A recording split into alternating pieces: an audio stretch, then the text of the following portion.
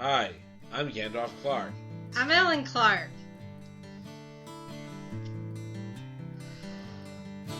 And we're the Clarks.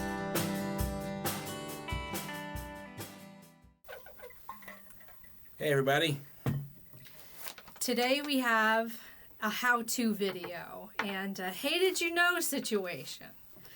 So you guys might know that we created a book, Cannabis 101, teaching you all about what we know about cannabis and the new things that you might not know about how to use cannabis. It has become legal in many states in the United States. And we have some more information for you that we wanted to share. So the first thing I wanted to tell you about is mullein leaf. When I was in the hospital having chest pains, which they were testing me for COVID, they were testing me for RSV, and they wanted to see, why was I having chest pains? So I was speaking to one of the nurses, and they were asking me, have you ever tried mullein leaf? And I was like, no, I haven't never heard of mullein leaf. I have no idea what that is. And they were like, well, the Native Americans used it, and the nickname for it was called Big Tobacco. And I was like, wow. And they said, you are a medical cannabis user, and as a medical cannabis user, you can vape that. Can you stop shaking the table? You can vape that. You can smoke it just like cannabis. And I was extremely surprised. And so I just ordered some medical grade mullein leaf from Amazon. And I got this big, gigantic bag, seriously, like about this much. Maybe it was like a pound of mullein leaf. And I think it was only like $15. Yeah, I found that on there for you. And it's from the same herbal company that my local grocery store, the Common Market, gets their herbs from. So I knew it was a really good company. It's like Nature's Something.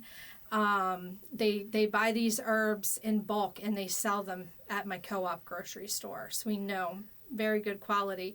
So mullein leaf, you only want to have like a small amount. And I put all of my herbs in these old Better Than Bouillon jars. I clean them in the dishwasher, and then I put them in these jars.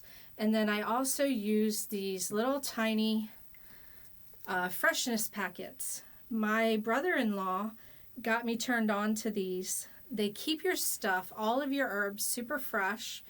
And this is what mullein leaf looks like. And I'm dropping a little into the keyboard. But you can put it right in your vaporizer. I got a little vaporizer right here. You only want to use maybe a half a teaspoon.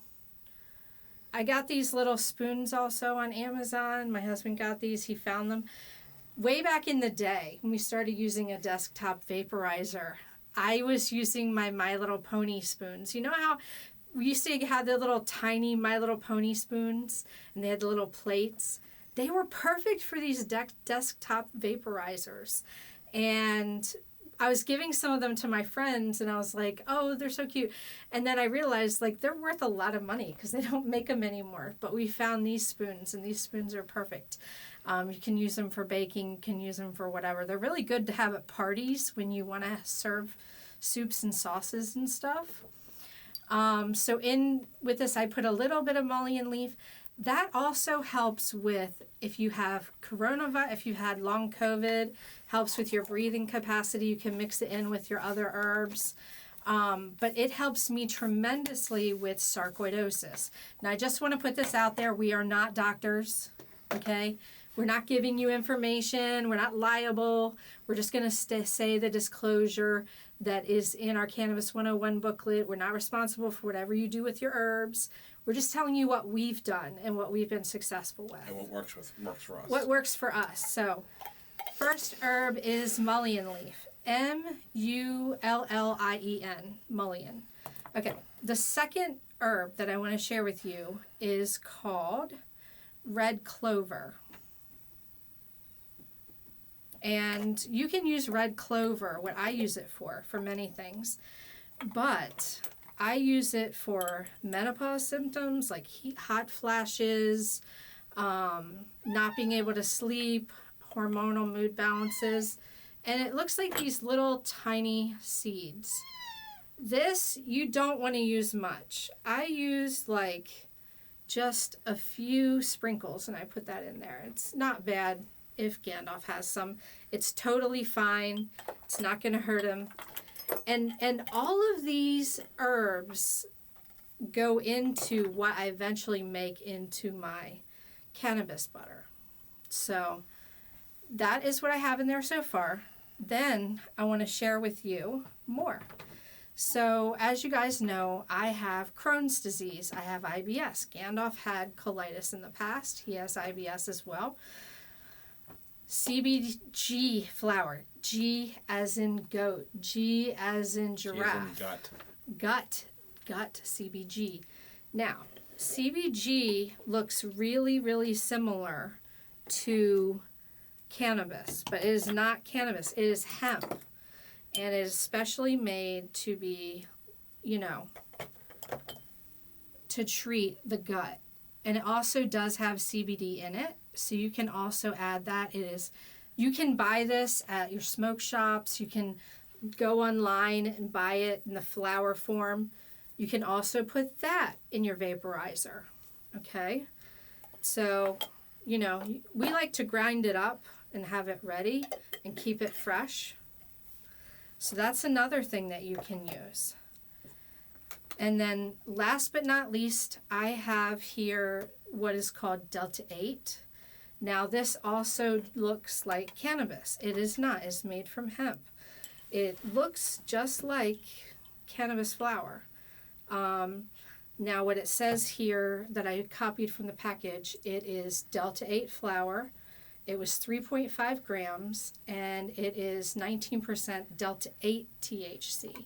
So that actually you can even buy online too. It is not illegal. You can go into smoke shops and also purchase that. So that is what that looks like as well.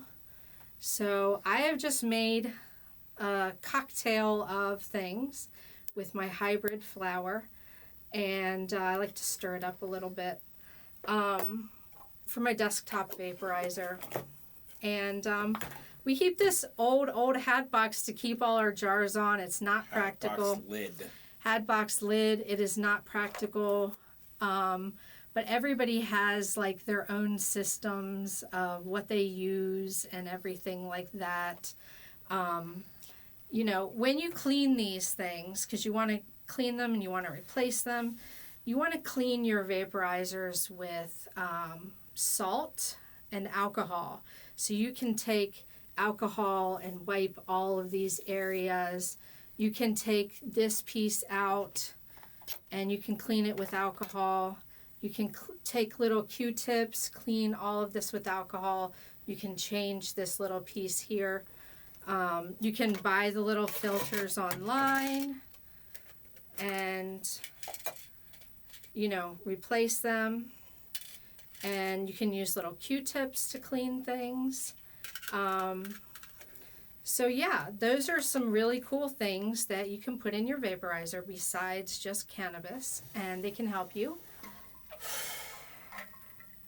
One thing is, when you're doing these types of things, you have to be careful to just try a little bit at a time. Because if you take in too much when you haven't used it before, you might get a bit nauseous. You might have side effects just like any other herbal supplements. That's tasty.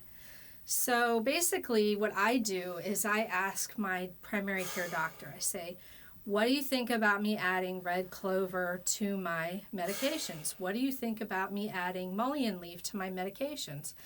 And so far my doctors have been perfectly okay with me adding those. They know that I'm a medical cannabis user. And, if your doctor isn't okay with you using medical cannabis, you need to find out why. You need to find out if they have a bias against you.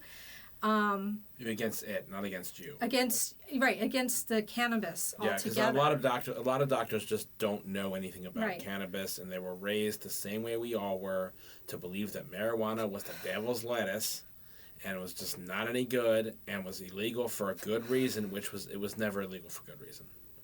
It was never illegal for good reason. It was never the devil's lettuce. There is no devil. Wake up. Right. Okay? So what we do is, we try to educate our doctors about the different information available. For example, when I started seeing my brand new psychiatrist, she mentioned to me that cannabis can be bad for Crohn's disease, and she sent me an article. While reviewing the article, it noted that the people who were in the study were smoking cannabis, and they were also not tracking what type of cannabis they were using. And so they didn't mention at all CBG, as in the gut, and the people were smoking cannabis. As people who have read our booklet know, when you smoke cannabis, you only receive 15% of the medication in the cannabis. Or less. In order to receive more medication, you have to vaporize it. You have to eat it, which is why we're making a whole cookbook called Ellen's Edibles on how you can make your cannabis into butter and then make it into cookies, because we actually like the idea of cookies. Number one, who doesn't love a sweet treat, a way to get the medicine to go down? The only thing you have to be careful of is these cookies are going to taste delicious, and you're going to want more than one, and you might only want to have a half with how strong they can get, depending on how much weed you put in. So, like, if you test one and it's not that strong, and you're thinking, okay, well, it's been 3 hours, I'm barely feeling anything. Obviously, your weed is probably a little older or not as much THC, so you can have a couple cookies. But if you test it and it's extremely strong and you feel like you're practically greening out, maybe next time only have half a cookie. Right. You're making this edible yourself, so you have to test it out. Try with a quarter of a cookie, Keep a record of how much cannabis you're putting into your edibles. Make a log. It's really important. Remember, cannabis is medication, okay? You have to be the person dispensing it to you, because the doctors are not in charge of this. You are. You're in charge of your health. And the thing is that as we move into the future, doctors are going to be more and more hands-off with the dispensation of herbs and supplements, okay? They're only going to be able to test your blood and say, there's this level in your blood. Now, we may come to a time where the cannabis doctors are going to be able to be more hands-on and say, you need X amount of milligrams of cannabis to fight your fibromyalgia, or you need X amount of milligrams to fight your cannabis or your Crohn's, But, for right now, it's all at will. Yeah. The thing is with edibles, they don't start working until you say this edible ain't shit. That's pretty much it. They don't start working until you say, man, this edible ain't shit. You're teasing Then it. you are calling on the power of the edible to prove you wrong. Yeah. Do not take more. You always wait 3 hours. Always wait 3 hours for an edible. Go on your phone. Set a timer for 3 hours. Make sure you eat something with fat. The fattier the better. Peanut butter, meat, hummus, something with fat, something with olive oil, whatever you like that has fat in it, okay? It doesn't have to be unhealthy. It can be healthy fat, and then when you get high, if you're at a level that you're too high, stop eating, okay? The more fat you eat, the higher you will get, okay? It's the opposite of vaping. Vaping basically, or smoking, you'll get a certain level of high, and then you'll go to eat something because that's what you're naturally inclined to do. The munchies. Because that's your body's way of saying, hey, I want to feel normal again. Let's get some food in your system so you can feel normal again. Yeah. Well, that same gut reaction is going to happen when you have edibles, but it's the opposite of what you should do if you don't want to get any higher. Exactly. Now, if you want to enjoy a nice high and you're not feeling that much of it, have some soluble fat, and you'll start feeling more. Yeah, coconut oil, avocado oil, just whatever your favorite oil is, whatever you want. Now, like I said, if you've had a joint, if you've had some vaporization of cannabis, if you eat something, that's going to help your high go away if you had too much. No matter what your situation is, load up on water. Load up on water, load up on Gatorade, or whatever you do to hydrate. But if you're diabetic, do not do too much sugar. Be careful about that. Sometimes what we like to do is just eat a lot of fruits and vegetables when we are